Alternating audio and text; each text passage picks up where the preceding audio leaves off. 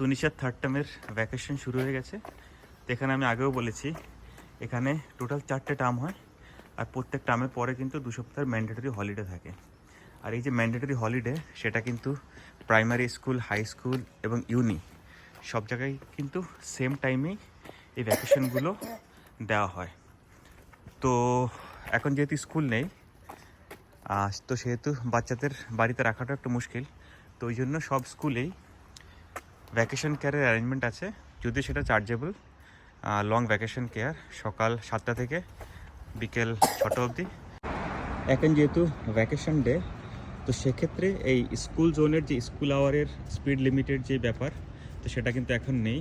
এখন বাজে 8টা, ওই জন্য এটা ব্লিঙ্ক করছে না।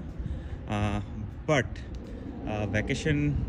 ভ্যাকেশনের টাইমে কেউ যদি সিগন্যাল জাম্প করে অথবা কেউ যদি রাশ ড্রাইভিং করে, তো সেক্ষেত্রে এখানে প্রত্যেক ভায়োলেশনের উপর যে ডিমেরিটস পয়েন্ট দেওয়া হয়, তো সেটা কিন্তু এখন ডবল, প্লাস ফাইনও কিন্তু এখন ডবল থাকে।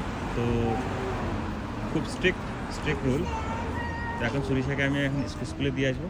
তো অনেক প্যারেন্টসরাই আছে যারা হাজব্যান্ড ওয়াইফ দুজনেই অফিস করে, তো তারা কিন্তু এই ভ্যাকেশনকে আর খুব প্রেফার করে, কেননা বাচ্চারা কিন্তু সারাদিন এনগেজ থাকে। তো সুন্দরী কনসেপ্ট। তো আজকে অবধি, see you in the next video. Surisha, say hello.